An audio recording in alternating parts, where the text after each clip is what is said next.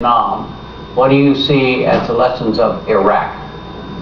I think the lessons of Iraq are very clear, that you cannot have a failed strategy that will then cause you to nearly lose a conflict. Our initial military success, we went into Baghdad and everybody celebrating, and then the war was very badly mishandled.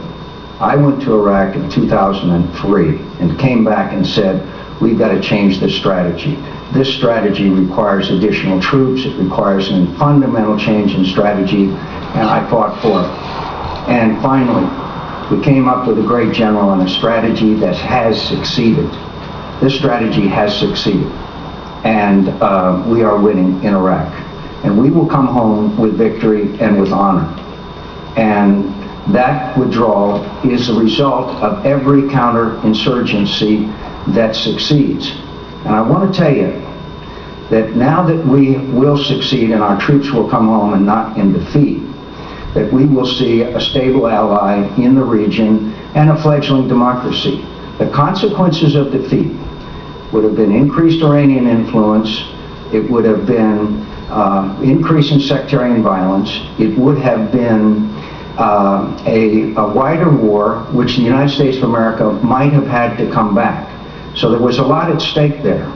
And thanks to this great General David Petraeus and the troops who serve under him, they have succeeded. And we are winning in Iraq, and we will come home. And we will come home as we have when we have won other wars and not in defeat. 2 minutes for how you see the lessons of Iraq, Senator Obama. Well, this is an area where Senator McCain and I have a fundamental difference, because I think the first question is whether we should have gone into the war in the first place. 6 years ago, I stood up and opposed this war at a time when it was politically risky to do so, because I said that not only did we not know how much it was going to cost, what our exit strategy might be, how it would affect our relationships around the world, and whether our intelligence was sound, but also because we hadn't finished the job in Afghanistan. We hadn't caught bin Laden, we hadn't put Al-Qaeda to rest, and as a consequence, I thought that it was going to be a distraction. Now, Senator McCain and President Bush had a very different judgment, and I wish I had been wrong for the sake of the country and they had been right, but that's not the case. We've spent over $600 billion so far, soon to be $1 trillion. We have lost over 4,000 lives.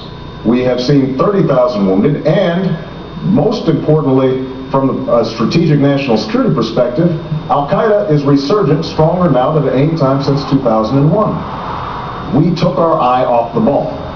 And not to mention that we are still spending $10 billion a month when they have a $79 billion surplus. At a time when we are in great distress here at home, and we just talked about the fact that our budget is way overstretched, and we are borrowing money from overseas to try to finance just some of the basic functions of our government. So I think the lesson to be drawn is that we should never hesitate to use military force, and I will not, as president, in order to keep the American people safe, but we have to use our military wisely. And we did not use our military wisely in Iraq. Do you agree that a lesson of Iraq? No, the next president of the United States is not going to have to address the issue as to whether we went into Iraq or not. Next president of the United States is going to have to decide how we leave, when we leave, and what we leave behind.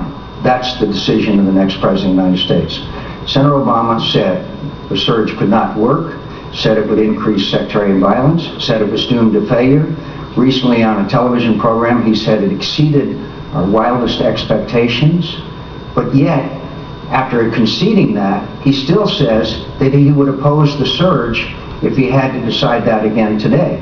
Incredibly, Senator Obama didn't go to Iraq for 900 days and never asked for a meeting with General Petraeus. Well, let's go with some Senator of these Obama is the chairperson of a committee that oversights NATO that's in Afghanistan. To this day, he's never had a hearing. What about that I mean, point? it's remarkable. All right. What about Which that point? Well, You raised a whole bunch of them. All right, let's go to the latter point and we'll back up. The point about your not having been...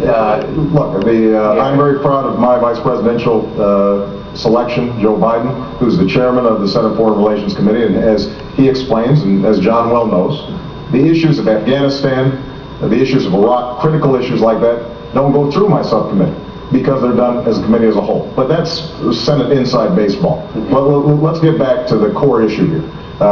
Senator McCain is absolutely right that the violence has been reduced as a consequence of the extraordinary sacrifice of our troops and our military families.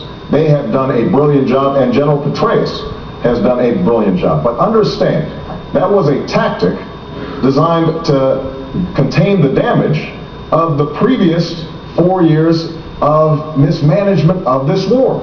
And so John, you like to pretend like the war started in 2007. You talk about the surge. The war started in 2003. And at the time when the war started, you said it was going to be quick and easy. You said we knew where the weapons of mass destruction were. You were wrong. You said that we were going to be greeted as liberators. You were wrong. You said that there was no history of violence between Shia and Sunni, and you were wrong. And so if the question is judgment, if the question is who is best equipped as the next president to make good decisions about how we use our military, how we make sure that we are prepared and ready for the next conflict, and I think we can take a look at our judgment. We got a lot on the plate here. I'm afraid Senator Obama doesn't understand the difference between a tactic and a strategy. But I'd like to tell you, 2 4ths of July ago, I was in Baghdad. General Petraeus invited Senator Lindsey Graham and me to attend a ceremony where 688 brave young Americans, whose enlistment had expired, were re-enlisting to stay and fight for Iraqi freedom and American freedom. I was honored to be there. I was honored to speak to those troops. And afterwards, we spent a lot of time with them. And